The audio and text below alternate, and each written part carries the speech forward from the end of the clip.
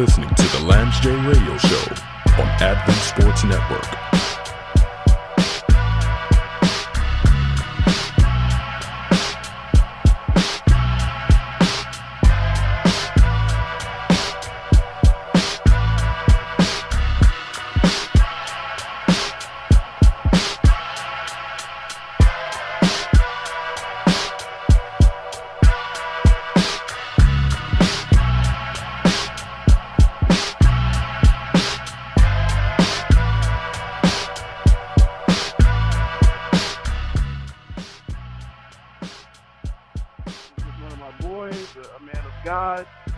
Person, I have a whole lot of stories, and I know the time is limited, but him and I could go back with stories from 20, 30 years ago, being on a trash truck at camp meeting, spending summers hanging out, yes, playing ball together, both at Pine Forest and at Oakwood. I was in this guy's wedding, so I would like to introduce to my show a gentleman that I really look up to spiritually, someone that I really respect and have known for a long time, the one and only Pastor Myron Edmonds. What's going on, sir. man? I've been trying to get you on the show for like a month and a half. You didn't go Hollywood on me. Man, God's made a way, man. I may not come when you want me to, but I come on time. I'm here. Well, it's good to have you on the show. So we're here talking NFL football. I've had a chance to go through some of the more popular teams throughout the country. Because of the population density on the East Coast. The NFC East seems to be the most heralded and discussed and polarizing division in football. Sure. You have been a Cowboys fan since I've known you. You have been very boisterous and sometimes even obnoxious about your love for the star. I even think I heard you blasphemously referring to the old Texas Stadium as God's house. Oh, my brother. That wasn't me. wasn't you. Tell us what are you guys looking like this year, man? How's Romo looking? What's going on with Jason Garrett? How do you feel about locking Des Bryant up? You saw us last year. I think we turned a lot of heads last year. You did. Particularly, I have been personally critical of Jerry Jones as the GM ever since Jimmy Johnson left. It seemed like, we were struggling in terms of player personnel and building a good football team. Although I must confess, we have some good coaches. Wade Phillips and obviously Bill Parcells. But, I just felt like we weren't building the team the right way. But last year, man, and I was not expecting this, but I should have noticed it. For the past couple of drafts, man, when we picked high, we picked in the trenches. We picked offensive linemen, Zach Martin, and I forgot my other boy's name, number 77. But we did a great job of shoring up the offensive line. And thus, I think that's what took the pressure off Tony Romo. We were able to run the football effectively. I actually have a philosophy about why we were able to run the football effectively, taking nothing away from DeMarco Murray. But I think you have to give credit to the offensive line. So I give props to Jerry Jones, man. I think he really set the Cowboys up, man. Be a great football team. I also got to give credit to our defensive coordinator, man. He did a phenomenal job with a makeshift defense last year and made a couple of reject players look like superstars last year. So, I think we are respectable. I'm not saying we're going to the Super Bowl this year, but I think we look respectable. Well, you kind of touched on something, the concept of building a team from the inside out. And Dallas has always had great perimeter players. They've always had speed. They've always had flash. Even if they were 7-9 or 8-8, they were the most exciting 500 team in the NFL. But really focusing, building that line, building that brute strength. I remember when they came out to Seattle last year, I was literally standing out in front of the stadium trying to get a ticket to the game, and I couldn't get a ticket to the game. But I sat out and watched the game on the big screen right in front of the stadium. They pushed around the Seahawks. They physically dominated the Seahawks. And anyone who follows the Seattle Seahawks, they're almost unbeatable at home at CenturyLink Field with that crowd. You mentioned DeMarco Murray. Can I say something about that? I think that game was the litmus test. It was the turning point for our season, man. I made a note of that game. I put an X on that game on my calendar, and I said, now, depending on how we play against that football team will determine our character. And, man, we played tough. We weren't like throwing the ball all over the field. It was just straight up good, solid defense. And DeMarco Murray ran wild in that game, man. Offensive line, we pushed them around. We punked them straight up. And we just don't see that in Dallas. You don't see tough yet. We haven't seen tough football since Jimmy Johnson. So, yeah, man, that's what I'm saying. People have got to respect us now. All this cowgirl stuff, man. Whoever's talking that stuff, they just hate us at this point because we were respectful. We were a catch away from being Super Bowl champions, man. And I say Super Bowl champions because I know we could have beat Seattle. We could have beat them, man. But nevertheless, man, it is what it is. Well, once again, you were touching on something. What do you think about the facts? So you had DeMarco Murray, had a great season, had close to 1,700 yards, was actually on pace at one point to get to 2,000 yards. Dallas had so many good games and easy victories that they kind of gave him a little bit of a rest as the year moved forward. And on my show, I rarely acquiesce and concede or capitulate, but you guys put a stomping on the Indianapolis Colts. We went down there and you hung 42 on us and beat us 42-7 in a game where Andrew Luck looked like he didn't want to play anymore after the first quarter. What do you feel about letting DeMarco Murray walk, though? He was a big component of your success.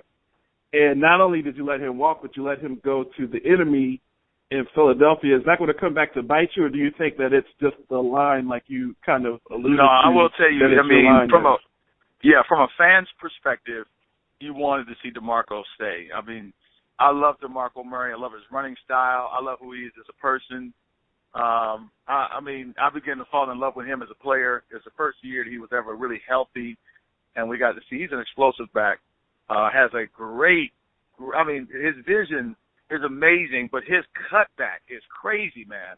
So I ain't gonna lie, as a fan, but man, as a football fan, now Dallas Cowboys fan, but as a football fan, it's eerie to finally see Jerry Jones making football decisions and not making fan decisions. I mean, dude, typically we would have kept DeMarco Murray, overpaid him, been way over the salary cap with a bunch of old bums on our team. But to me, the fact that they let him go tells me that the philosophy has changed in the organization. And it's quite reminiscent and quite analogous to the New England Patriots, who are not loyal to anybody except Tom Brady. And, I mean, it's made them a winning organization. So, I mean, I'm even shocked I'm saying this. I trust Jerry Jones, man. He made a decision that I normally didn't think he would make, and so I think we're on the right track, man. And Randall, the backup back last year, man, he had some explosive runs last year. I think he'll be all right. We'll probably do running back by committee, but with that offensive line, man, I could run for 1,000 yards, so I'm good. So for those listening to the Lance J Radio Show, I'm here talking with Pastor Myron Edmonds of the Glenville Seventh-day Adventist Church in Cleveland, Ohio. He's kind of breaking down some of the off-season moves made by the Dallas Cowboys. Wanted to talk to you about the Browns, and I get a lot of flack for supporting the local team where I live. I'm a Colts fan. Anyone who's known me knows that I'm a Colts fan. Love Peyton Manning, love Andrew Luck. I was a fan when the Colts were 1-15 back in the Gary Hogaboom days, back in the Craig Erickson days and the Eric Dickerson days when they tried to fit Coriat and Steve Entman. They were just a terrible team, just a laughing stock. People sitting in the RCA Dome in Indianapolis with bags over their heads. I've been a fan since then, not someone that's a bandwagon Peyton Manning fan. But I live in Seattle. I try to be as prominent in the community as possible. I try to be a team player where I work. I put on the Seahawks jersey. I've been to CenturyLink Field. when the Seahawks won the Super Bowl, I was out celebrating on First Avenue. I literally live several blocks from Seahawks Stadium. I know that you rep the Cleveland Browns, and not just the Browns, but all Cleveland sports. I know that you follow the Cavaliers.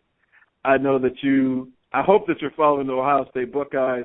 Tell us about your fandom for the Browns and what you're seeing with the Browns and Johnny Manziel and that whole saga, and also tell my listeners the importance of someone of your stature in the community, someone that's not just a spiritual leader, but an individual that's out trying to galvanize and bring people together. Why is it important for you to support the Cleveland Browns, even though you grew up as a Cowboys fan? Yeah, I mean, I just have three reasons, man. I'm married a Cleveland Browns fan. I'm pastoring. That's the smartest reason. Yeah, dude. I'm pastoring a Cleveland Browns church. And then the third reason, how can anybody hate the Browns, man? I mean, right. What have they done? What have they done to cause anybody not to like them? I mean, it's just straight raw compassion and sympathy for this entire city, man, that you have for the Browns. So naturally, I like them. But I will tell you, though, I think that the Browns are making the right moves. I think if you look at Farmer, who is the GM, and look, for me, when I analyze football, man, I like to analyze football, man, from the perspective of a GM. I think football teams are built. I think the most significant person in the organization is your president, man, or is your GM. And typically they're the unsung heroes of Super Bowl championships and stuff like that. And so for the Browns, to me, they were just on an endless carousel, man, of organizational changes. And for me, I don't even think they had bad organizational leaders, but they just never stayed with it, man. They changed systems year after year.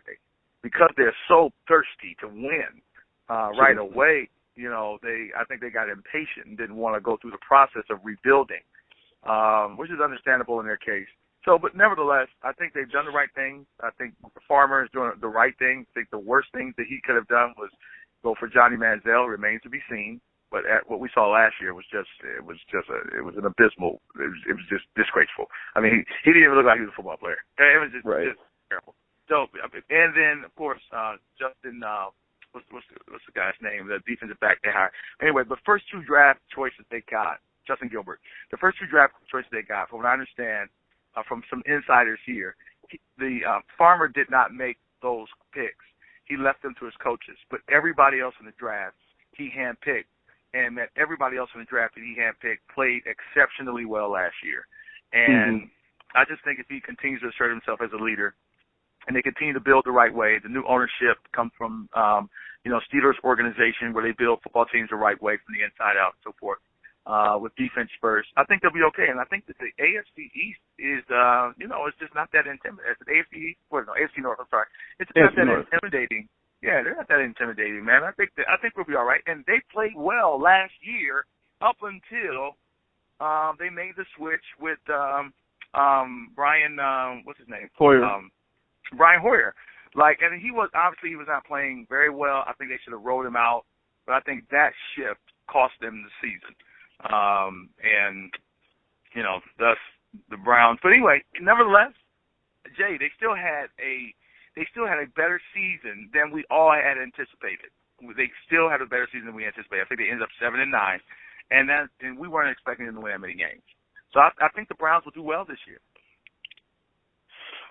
Well, it's good to see you repping as an Ohioan, not someone who's really affiliated with Cleveland, but someone that's really quote unquote all in on Cleveland sports. Alan Bozeman's been on my show. He's taking a lot of slack on this show for the Cavaliers and them coming close to winning a championship but not quite. He's even taking some slack just for Cleveland in general, with the river catching on fire several times over the years, the mistake by the lake, the steel industry, Rust Belt. It's good to see you as a pastor to be supportive of the Browns.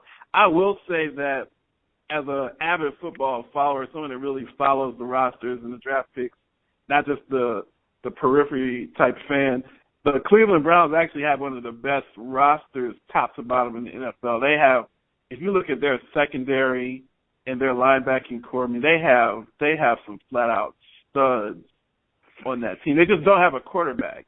When your quarterback is someone that's completing 45, 50% of their passes and doesn't have the ability to throw the deep ball, you're limited. But if you really look at, I don't want to start naming Browns players because no one will recognize them other than me and you. But if you look at their roster and you look at the talent on that roster, they're definitely poised if they get that quarterback in place to be a real threat in the AFC North and the AFC as a whole. Brown's mistake last year was not drafting Teddy Bridgewater. Obviously, Johnny Manziel remains to be seen, but I mean, let's just put it like this. My personal opinion is I don't think Johnny Manziel will be a great football player in the NFL. That's my personal opinion. Nevertheless, I'll wait it out and see.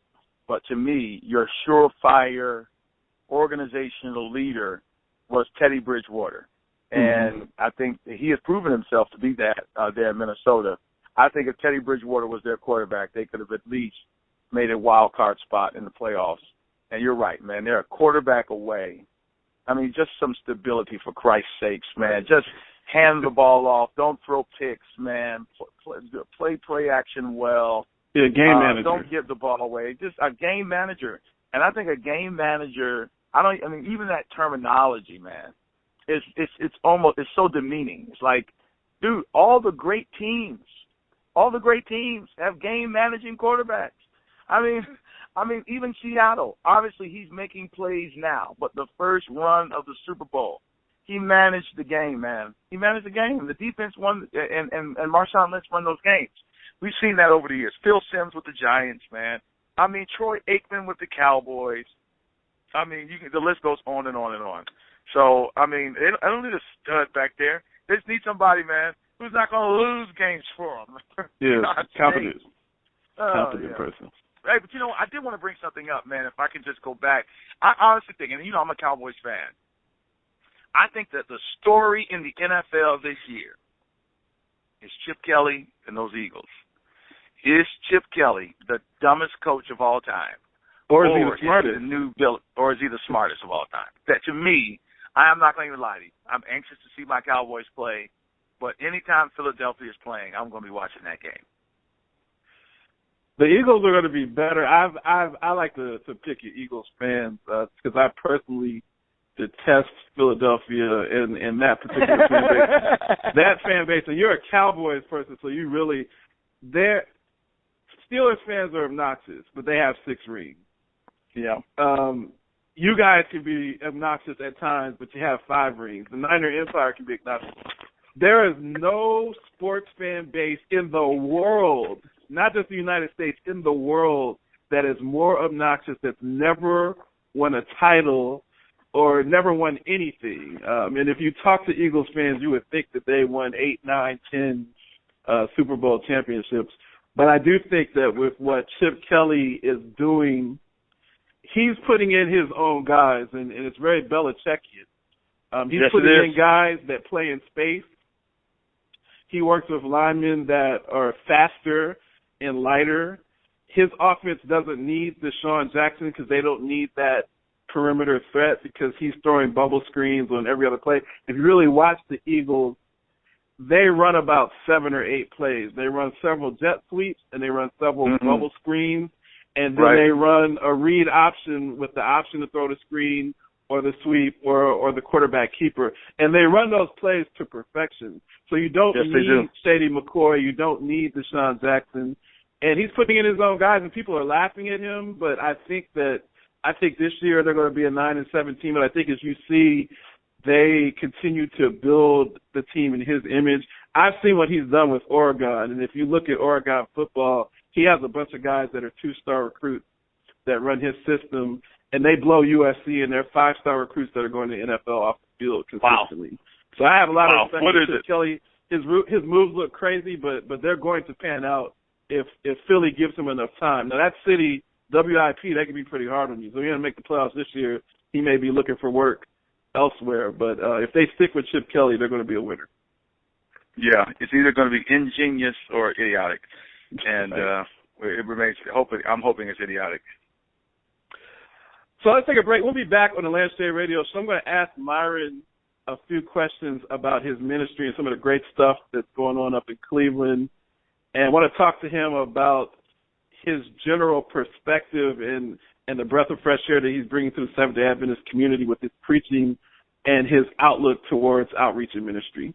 So we'll be back in a couple of seconds on the Lance J Radio Show. Sports talk, ministry, excellence. You are listening to the Lance J Radio Show.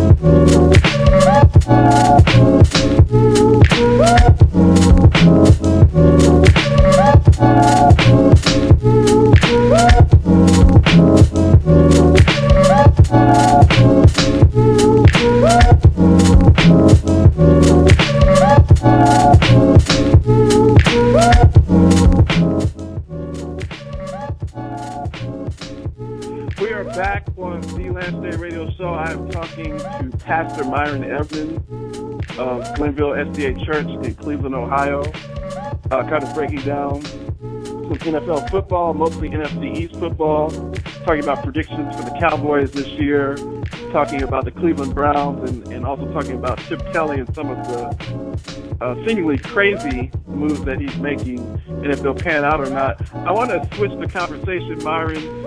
You've been you have a very unique perspective on ministry.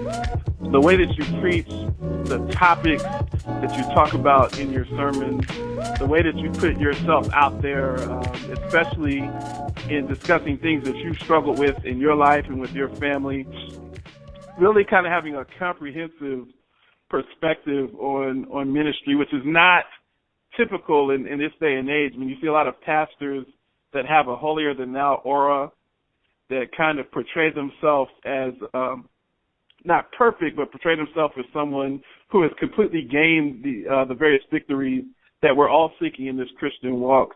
But you are very much to the contrary. I mean, you've gone against the grain. You've gone against the grain with some typical, from an Adventist perspective, some of our traditional views that the church has had. And even in your move from moving Glenville, who's been an established church in Cleveland, taking them out to a new era and really moving to a different community and bringing new faces and new perspective into that church. Tell us what kind of fuels your ministry. What are some of the things that you have used as building blocks and cornerstones to get to glean some of the insight that you have gleaned over your career, and how you're sharing that in almost 20 years being in the ministry? Yeah, is it almost 20? Oh, yeah, well, 14. So we're good. Yeah, guess what? Not far. I'm giving you credit for Pine Forge and Oakland. I'm giving you credit. Oh, yeah. Well, it's funny because I didn't even think I was going to be a preacher back then. And I guess it was probably quite obvious. But I find that hard to believe. We all grew up with you. We all thought that you were going to be a preacher from age 9. This is the first time I ever heard you say that. Yeah, when I got to Oakwood, I was studying something else, man, and trying to go in a different direction. But, growing up as a PK, I think that, gives me a unique perspective. My family that I grew up in, I'm the only biological child out of four others who were adopted. Mm-hmm. I tell people all the time I never grew up in the ghetto, but the ghetto grew up in my house. And then going through some personal struggles.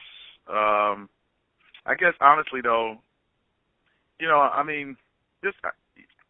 think being a pastor's kid and just that lens has gotten me where I'm not that much impressed with religion, with religious people, with pastors, with titles, with traditions, because at least in my estimation, none of that stuff actually works. And so if you were to ask me what produces my unique perspective, which I don't know if it's unique. I don't know. I just feel like evangelism, like being more concerned about reaching lost people than catering to those who are already saved, I think is what the hill I'm willing to die on. And so everything that I have ever done in ministry, or the way I lead, or the way that I preach, is sort of generated from that platform, that the mission of the church is to reach lost people exclusively, primarily and everything else entrails and tentacles from that. And I almost feel like that churches and that ministries and that Christians that do not think others first than themselves, who do not think reach lost people, are dying.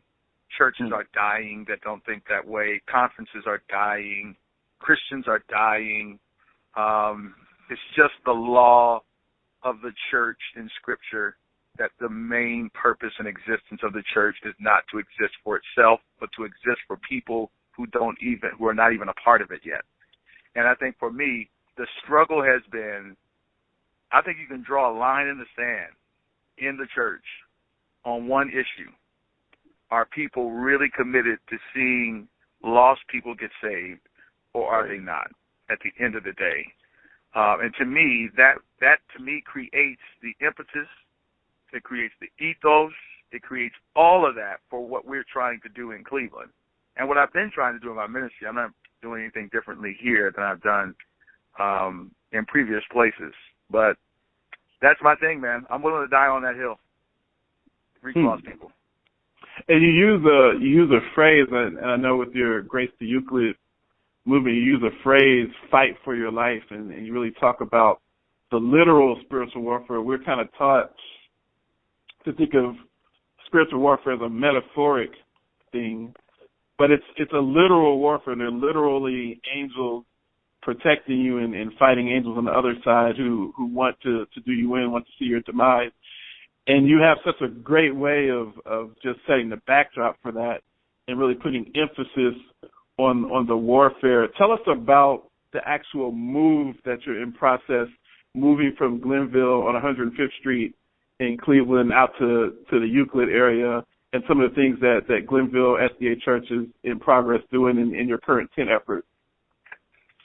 Yeah, so, I mean, Glenville's a historic church in Allegheny West Conference.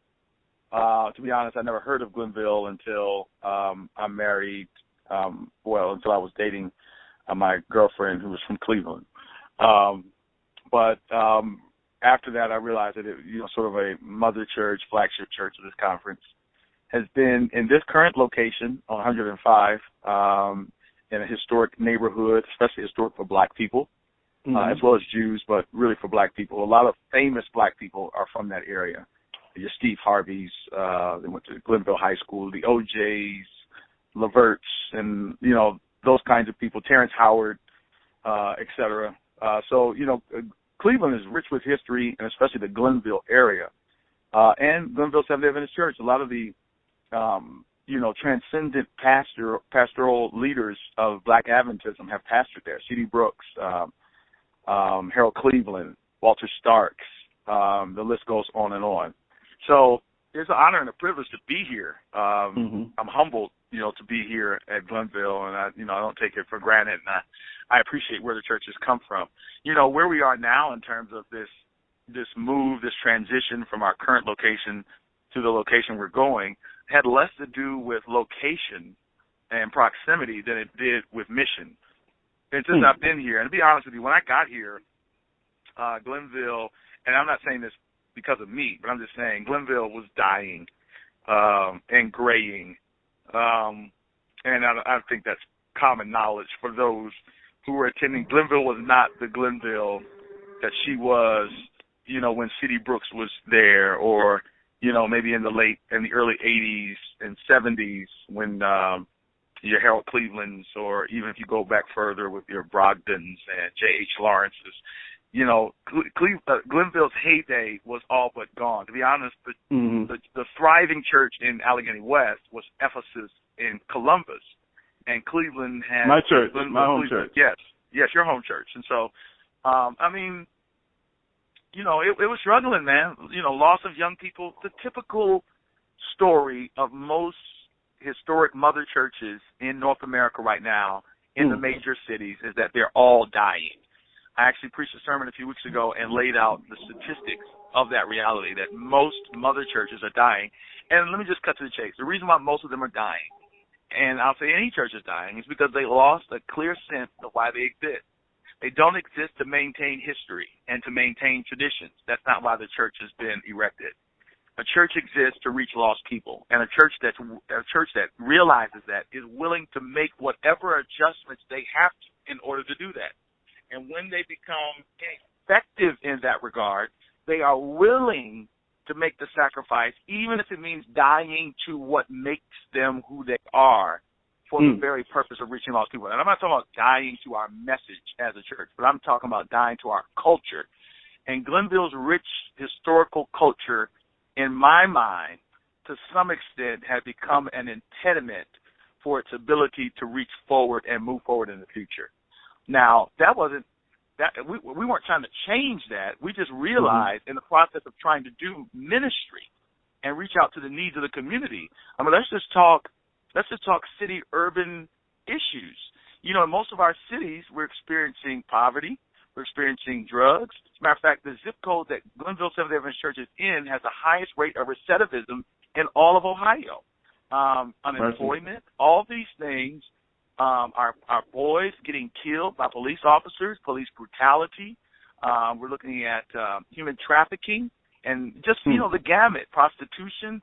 Matter of fact, the neighborhood that the church is in has a 80% rate of fatherless homes. Okay, so I'm saying we see all of that. And there's no way in the world that you can continue to do things as you've been doing them and be able to meet the challenges that are currently in your faith. You have to make methodological and functional changes so that you can meet those demands. And any church, or any person, any organization, I mean, just look at major organizations. They make adjustments in order to fulfill their mission. And this is what we believe that God is leading us to do. We had no intentions of moving. That kind of evolved. Even the issue of changing the name is not something that I brought to the table, which I tell all the time. That came out of a discussion with outreach workers in our team, our outreach teams who were on the ground in the community that we're moving to, and they realized, man, this might be an issue if we move to another community and possess a name that is indicative of another community. As a matter of fact, the word Glenville does not raise anybody's attention outside of Adventism as being a church. When people hear Glenville, the first thing they think of is the high school, the Tar Blooders, Ted Ginn Sr. Right. That's what comes to their mind. You think of Ted Ginn, you think Glenville High School is a factory for The Ohio State University. Dante Whitner, Ted Ginn, a whole bunch of guys that play for Ohio State and then the NFL with the Glenville. Absolutely. Cardale, the current quarterback for Ohio State. Mm-hmm. Yeah, absolutely. So that, but there is an element in our church, and I understand it. No, I understand it. I mean, I'm not insensitive to it, and I get it. Who've been there for years. But remember, Glenville has moved. The church has moved about 4 times. There used to be First Church with whites during the times of segregation. And obviously they went their own way. Then they became the Woodland Seventh-day Adventist Church. Then they became 71st and Cedar, or the Cedar Avenue Seventh-day Adventist Church.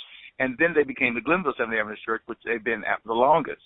But I've even been told by members who have gone here that they have had several opportunities to get other facilities. And, you may be asking, why would you even need another facility? Well, if you saw Glenville Seventh-day Adventist Church, you would see what I'm talking about. It's an old building that is in disrepair, and its best days are behind it, and it's not very functional for relevant ministry. Relevant ministry right now is being a 7-day-a-week church, meeting social, spiritual, educational needs of people, and our current structure can't do that. And so at the end of the day, man, I think collectively, and this is not just my thing, collectively there's a feeling in the church that we've got to be more relevant, and we're not.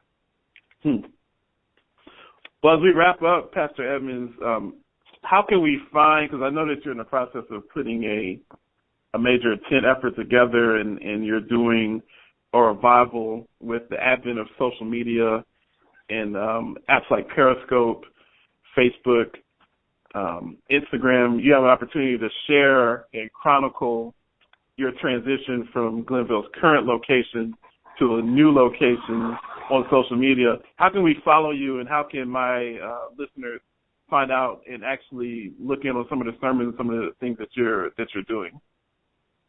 Oh, sure, man. You can go to our website, which is Gville. That's Gville, GVILLE, SDA.org. or you can follow me personally on Twitter and Instagram. That's It's Myron Live, ITS Myron, MYRON, LIVE. It's Myron Live, and that's both on Instagram and Twitter. And I'm also It's Myron Live on Periscope, and you can follow me on Facebook as well, Myron Edmonds. And our church, Glenville Seventh-day Adventist Church, is on all those clients and applications. So you can check us out there. You can check us out on YouTube. Our sermons are there, or our website. You can check out our ministries there. Well, thanks a lot, Myron. We'll definitely put that on Advent Sports Network website, and we already have some footage of you doing, helping us out, doing some interviews for us during Youth Congress at South Central this year. We just wanted to thank you again for coming on the show, being a part of this movement, being supportive. I'm not going to roast you this time. The next time I get you on the show, I'll tell some stories about how I used to play intramurals ball with you at both Pine Forest and Oakwood, and how you were putting up 35 points a game, but you were taking 47 shots to put up 35 points. But we won't have those discussions now, but maybe we'll have those discussions. That's actually not a bad percentage. If you're correct. It's not a bad percentage at all. Anytime someone takes 40 shots a game, their team is destined to lose. No, there's no way I can put up 40 shots with Jeremy Davis on the same team. That is true. There's only it's not possible. I forgot about the Jeremy Davis shooters. Those were I and still Luther get teased and Luther Palmer. I still get teased about my friends from Ohio. I think they tease me the most about Jeremy. Because he's a little bit shorter than you, so he's taking shots from much further away. At least the shots that you were taking were in the direction of the rim. But perhaps we will chat about those things at a later date. But thanks for coming on the show, Myron. And no, man, God bless you're doing a great job, good luck. man. This is a great show, man. I've gotten a chance to check it out, check out several of your episodes, man. And I think it's a breath of fresh air. It's great to hear. People that you wouldn't ordinarily hear talk about sports and ministry in the same conversation, and I think it's relevant, man. And I just want to encourage anybody who's listening to spread the word about this. This is a great opportunity, not only for some great dialogue and discussion, but also some great ministry as well. So, man, hats off to you, man. You're doing a phenomenal job.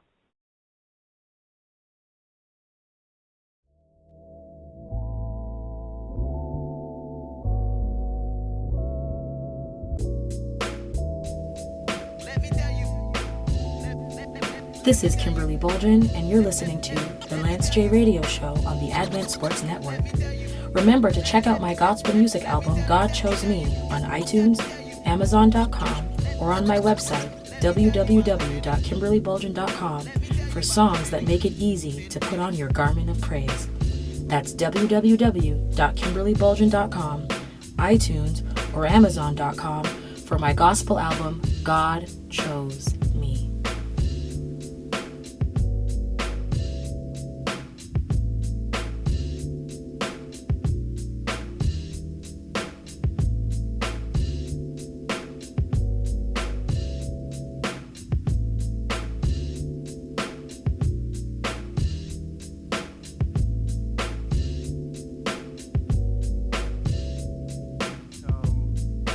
Prominent in the educational field, working in the metro Atlanta area. He is now an administrator for the DeKalb County Public School System. Several years ago, he received his EDD in educational leadership. He is the minister of music for the West End Seventh-day Adventist Church in Atlanta, Georgia. He is a member of the intangible class of 1997 at Pine Forest Academy. And I still can't understand why they came up with the name intangible. That makes absolutely no sense. Which is kind of parallels the existence of that particular class. They had a lot of special qualities, but did a lot of things that really didn't make any sense at all.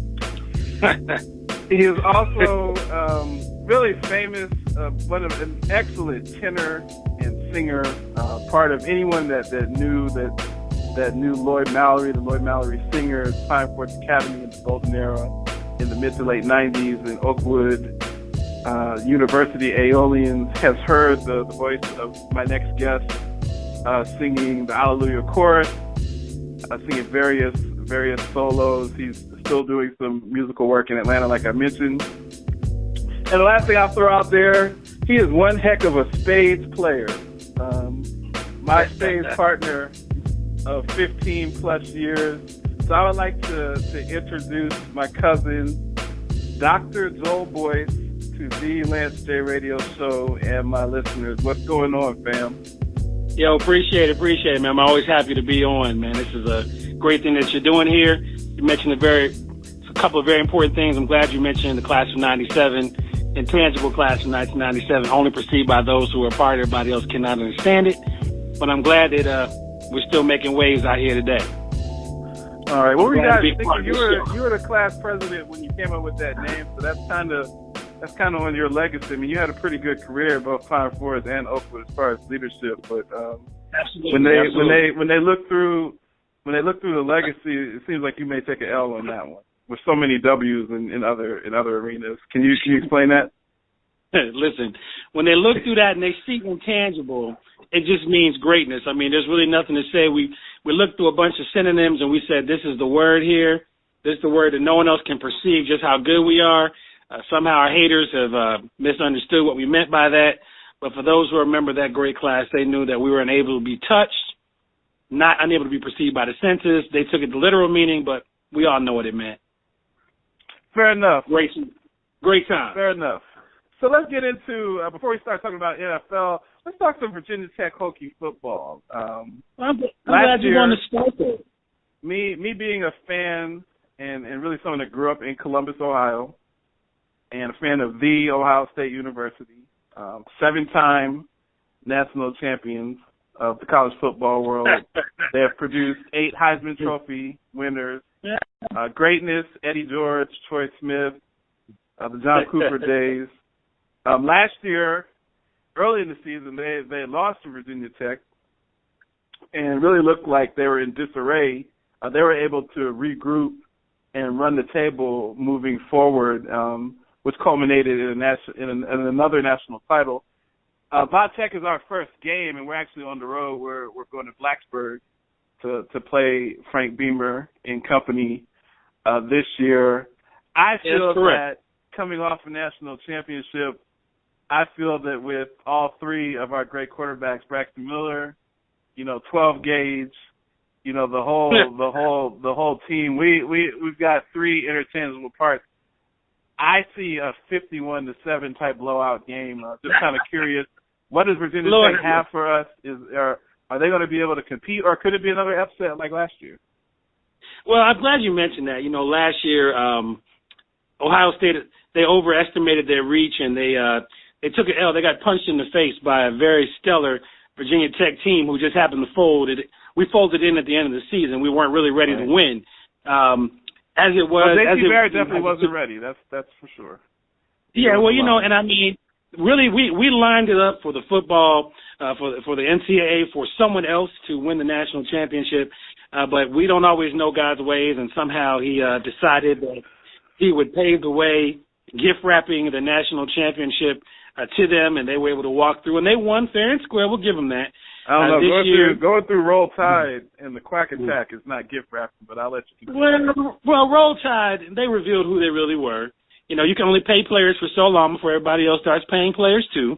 And and then, they were exposed, and we expect them to be exposed again this year. They'll go deep in the SEC, but we anticipate that they will not be in the national championship. They'll break somebody else's hearts again. Somebody who dropped a few $1 million on their college football payroll will be upset when they don't win this year. But for those with a clean program like Virginia Tech, we don't pay our same. Didn't Michael Vick play for Virginia Tech? He's He's really upstanding citizen the last time I checked. That had nothing to do with with Virginia Tech. I mean, that's just that's upbringing sometimes. We really can't control sometimes what we inherit. But when they come on September the 7th, Monday night at 8:00, it's going to be a clash of titans. We won't predict who's going to win, but I can guarantee it won't be a 51-7 blowout. Not at home in Blacksburg. We're not going to roll over. Our special team is going to be smacking them in the mouth all night long. We're looking forward to it. Our undersized defense We'll be playing against an NFL team with Ohio State uniforms on. But we're going to do the best that we can to beat those paid players as well as we can. Well, I will agree, and I love my Buckeyes. Ohio State definitely has the best secondary and linemen on both sides of the ball that money can buy. So we will pay off our athletes, and Urban Meyer has been known to allow $1 or two to slip through the cracks. So that's a really good start to kind of bring some liveliness and vigor to the show. Let's move into the NFL. You are an avid Bills fan, and one thing I'll give you credit for, I've known you for a long time, Joel. You were a Bills fan when in the Jim Kelly, Andre Reed era, when they were winning, well, not winning Super Bowls, but always in the mix, winning 13 games a year, competing, and had a chance to break through, lost a couple of heartbreaking Super Bowls, and unfortunately they're on the wrong end of a couple of blowouts. But you have stayed with the Bills over the years in spite of the futility that they've had. This year, they seem to be on the verge. I mean, they're kind of getting their quarterback situation set. You brought in Rex Ryan from the Jets, who knows the division, who knows how to get after Tom Brady, your arch nemesis. You guys have an elite defense, one of the top 5 to 7 defensive rosters in the NFL. And then you're able to bring in LaShawn Shady McCoy from Philadelphia. Is this the year that the Bills Mafia breaks through and you win 10, 11, or 12 games and go into a deep playoff run? Well, that's a good question. I'm glad you brought that up. I have been loyal to the Bills even back in '93 with the field goal. Thank you, Scott Norwood, that we lost that Super Bowl very painful against the Giants, and the other subsequent Super Bowls. I don't remember seeing the Colts back then, but I do remember that as a powerhouse Colts in the 90s. Two rings, Bills 0. But go on. So let's just do an interlude, Zoe, because you're a very bright guy, and I know that you're a teacher by trade, but you're a math guy. Ohio State has 7 championships. Virginia Tech has 0. The Colts have 2, and the Bills have 0. So by my count, I'm not a math major, but that's 9 Zip Lou, 0 Joel Boyce. The interesting part about those Colts championships is how many decades apart were they again? And I can't remember. I don't know that I was a lot. Did Johnny Unitas win that? When did they win? We were not alive during the first championship. I don't remember. Maybe my grandparents were. I don't even think our parents were married or even dating during those times. I digress. I mean, I don't remember them being really a relevant championship with they have 12 teams in the league then. But nowadays, in the modern era. I'm looking at my Bills, 9-7 last year. I love to be optimistic about my team, but I'm also realistic. On offense, we stink. And, our draft, we got rated number 32 of 32 teams. A C-. Mel Kiper gave us on his draft board. They had no idea what we were picking. Rex Ryan is not known for his offensive prowess, as evidenced by the fact that the Jets won how many Super Bowls in his tenure? 0. They brought him on. They brought a defensive guy to captain an already good defensive team. The problem is our starting quarterback is Kyle Orton. And our backup is a very mediocre A.J. Manuel. So I'm not really sure that we're going to move that far in the division. The best we can hope is that Tom Brady's suspension holds up, and when they play them in week 2, we can steal a win. The Jets have reloaded this year, so as much as I hate the Jets, it's going to be quite difficult to beat the Jets this season. But that is our only hope, that we can steal a win against New England in week 2 and possibly steal a win against the Jets if they happen to underestimate us, which teams did last year, and we won 9 games even though we did not make it. It's likely we're going to be a bridesmaid at the end of the season again, probably where the Colts will be. We'll be golfing together. But we do anticipate that we'll at least be competitive, but we don't expect to win, unfortunately, from our horrible draft picks. We're still paying the price for that trade for Sammy Watkins to move up the draft board, and that's going to haunt us this year. So, unfortunately, unless Sammy Watkins turns out to be Jerry Rice, we're going to have some tough years ahead until we can get our draft picks together. Hopefully, we won't draft anybody from Ohio State, but I digress again. Maybe there'll be someone good coming out of Blacksburg this coming season. Well, I know there are a lot of pretty good players out of Ohio State that you could stack your roster up with, but They have a couple of quarterbacks, 3 of which probably would fail the Wonderlic test. But, I'm not sure if that will be where we'll get our quarterback, but we are definitely going to probably be in the market for one, hopefully one with a high IQ. Maybe Andrew Luck. Definitely is not coming out of Ohio State, though. Right.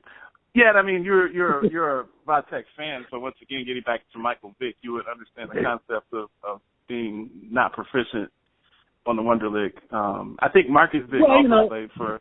I'm not even sure if Marcus Vick could read. Like, I think that they were like giving him hand signals to do the plays. And once again, we won't go down that road. Let's kind of talk a little bit about the Atlanta Falcons. You being an Atlanta guy and from Atlanta, really involved in the local sports team. What's going on with the Falcons and how are they looking? I know you're a Bills fan naturally, but what are the Falcons looking like, and are they going to be successful this year? The Falcons, I must say, have a loyal fan base here in Atlanta. They went 6-10 last year. I don't anticipate they'll go 6-10 again this year. The Falcons have a deep roster, especially offensively.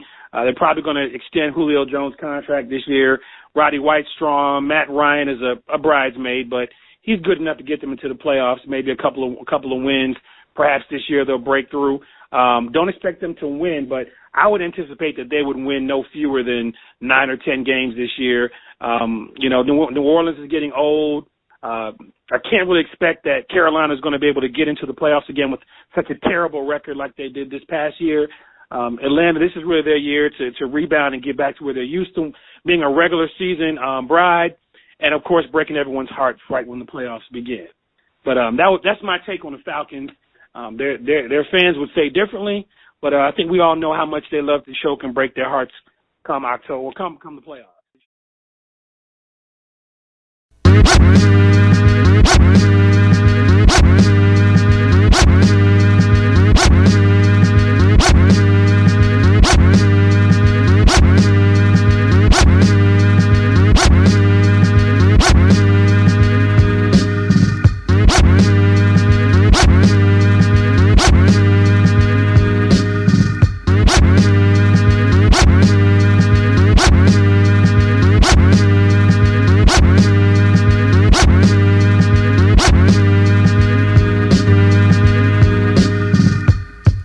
You are listening to the Lance J Radio Show on Advent Sports Network.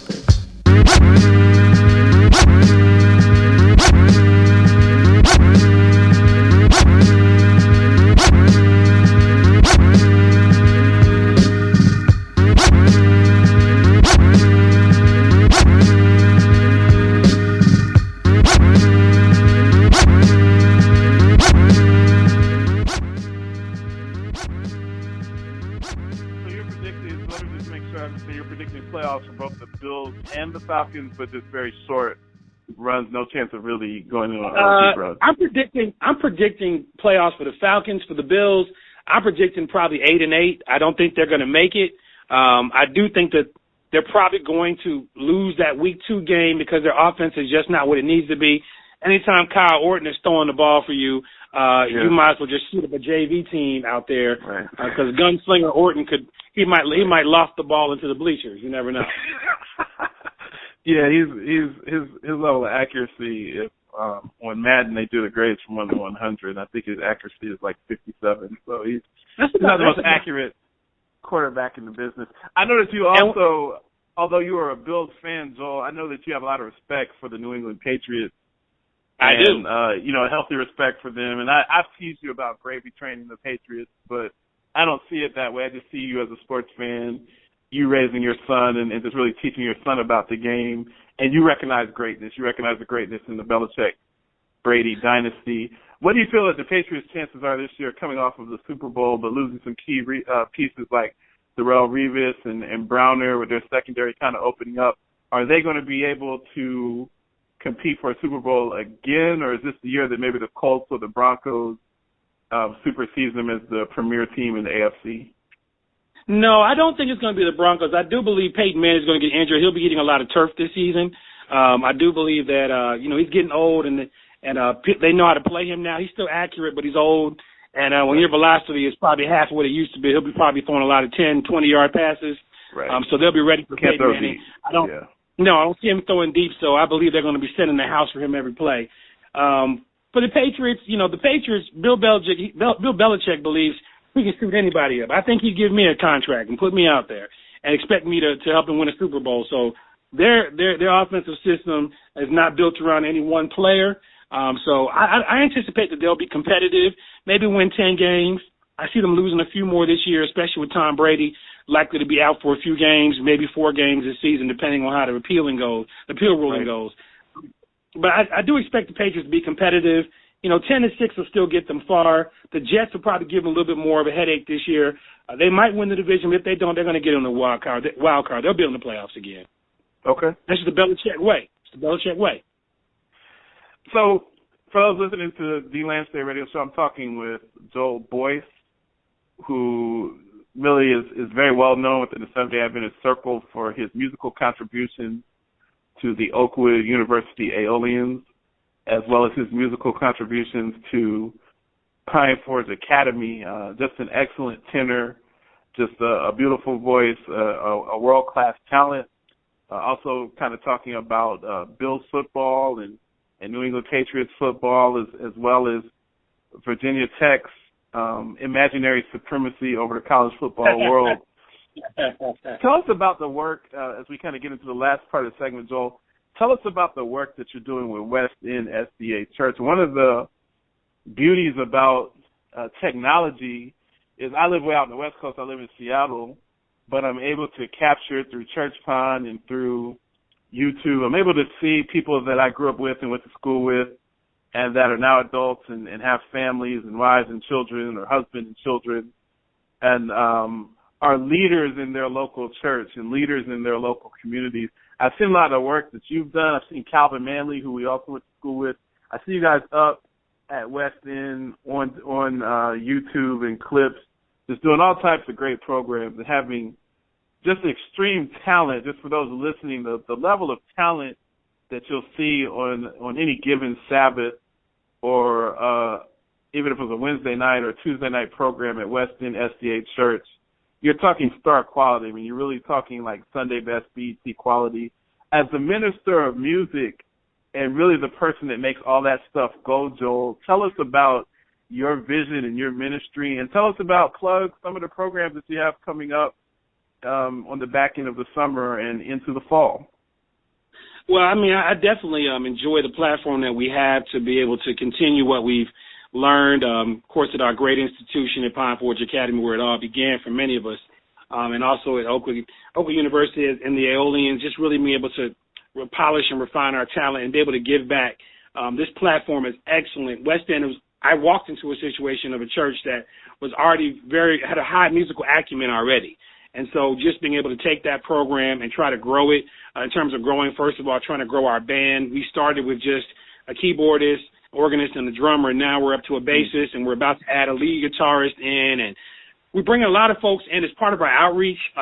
Some of our first day churches that we partner with, they have a lot of artists that love to come over and sing at our church, and we sometimes go over there as well. And we really just have developed some really good musical partnerships with some of the major churches here in Atlanta. So we get a lot of talent, that people that come through, people who are even Seventh-day Adventists who come into the area and want to sing at West End.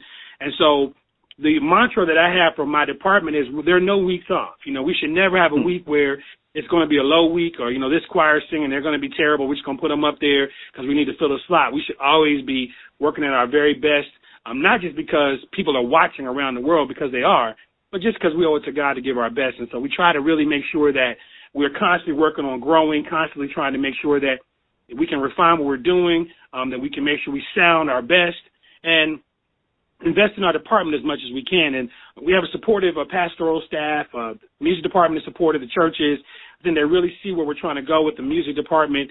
And they're definitely on board with some of the changes that we're recommending even for 2016. We're right now in the middle of our crusade. We have a lot of guest artists coming in, as well as some of our own homegrown talent that are ministering during our crusade. We have Dr. Jesse Wilson from Oakland University is our keynote speaker for the next 2 weeks. And so really are enjoying that. I have a lot of people who are really looking forward to the music that's going to happen every evening. And then, of course, after that's over, we have a very big push for our Christmas program, which we're we're well known for. We've been doing this is my 5th year leading that, and we have a lot of artists that we fly in. We put a lot into this. It's our big celebration. It's like our Easter program at Christmas time. And so have a large budget for it, a large following for that one. And it's going to be December the 12th, I believe, is that second Saturday. If you're in town or if you want to tune in, definitely I would say that's the weekend you want to make sure you have West End queued up to watch our Christmas program because you never know what's going to happen. Well, so definitely for those listening to the show, are you guys on Twitter, Joel, or do you have a YouTube channel or anything where we can really see your work? I've had a chance to see it both in person and via various clips. But if you could direct our audience to specific places where they could see some of the work you're doing. Well, that's a good question. Actually, we try to put up as many things as we can, especially our special events. So if you actually just type my name in YouTube, just Joel, Joel, Boyce, Boyce. If you type my name in YouTube, you'll be able to see a lot of the clips from our Christmas programs that we've had, some of our guest artists that have come in as well. You can also look at some of our archived services that are through Church Pond. Just go to West End Seventh-day Adventist Church. You can see some of these live services or stream some of the older ones and just see what we're doing with the music department and how we're trying to reach out to our community here in Atlanta and community at large for those who tune in to watch us via the internet. Well, there it is, Dr. Joel Boyce, educator, spiritual leader, musician, sports fan, just an all-around guy. Just thanks for having me on the show. You're listening to the Lance J Radio Show on Advent Sports Network. We will be back after these messages with more of the NFL 2015 season preview extravaganza. You are listening to Advent Sports Network, your exclusive home for South Central Conference basketball and the Lance J Radio Show. He's at the bottom third of people that are in his business. Then you and I are definitely in the wrong business because I would love to make that type of premium to be somewhere around the 30th or 40th percentile of my chosen profession. That would be below average. That's below right? average. Yes. In your chosen field, you're on the back end of the curve, and you're making $20 million a year. It's got to be nice. At some point, the owners are going to have to step in and stop themselves. Man, I know the word collusion comes around, but as I said, as a Colts fan, I'm just scared to death because if I'm Andrew Luck and I'm looking at Cam Newton, who I don't have Cam Newton's numbers in front of me, but I think last year he may have thrown for somewhere around 21, 22 touchdowns. He probably threw 12, 13 picks. He probably ran for another 6 or 7 touchdowns. And if I'm Andrew Luck, who threw for over 40 touchdowns and pretty much carried the team on his back the last 3 years, and I see Cam Newton getting 20, and then if I see Russell Wilson getting 23, 24, I'm feeling that I'm worth pretty close to $30 million. And that would be setting the Colts up for a repeat of the Manning days where you have a quarterback with no line and you surround him with skill positions, but you have no line and no defense. You're right. But if any of them want to win, they go to Tim Duncan route. You take way less money, you get a good team, you win a lot of games, and I guarantee you'll make all your money in endorsements. That's true.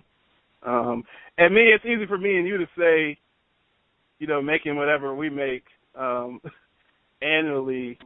But there is something about winning. If it was me, and I like to think of myself, if I was an elite athlete, I don't know what the generational wealth difference in between making $200 million in your career or making $230 million in your career after taxes. But I do think. I'm sorry. Go on. I have an interesting question though.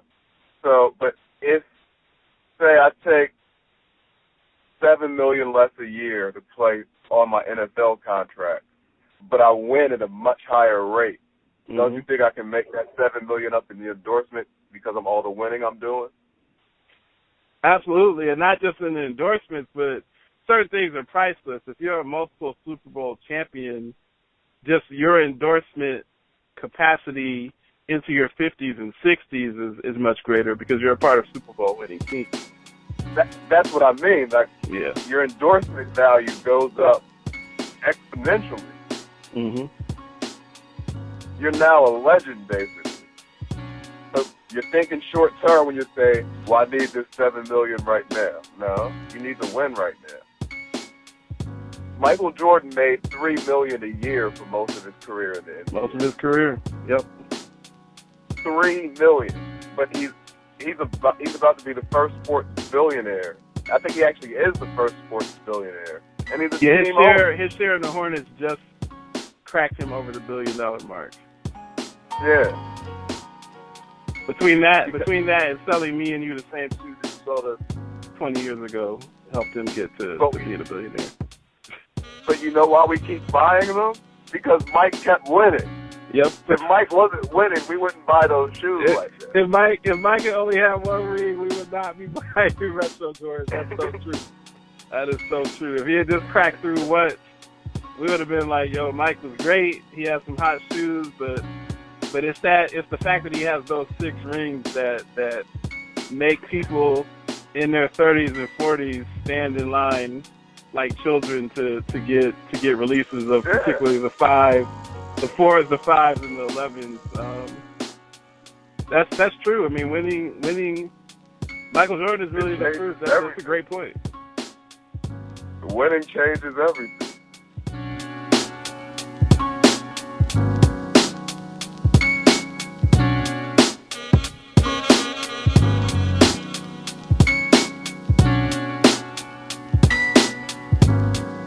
You are listening to the Lance J Radio Show on Advent Sports Network.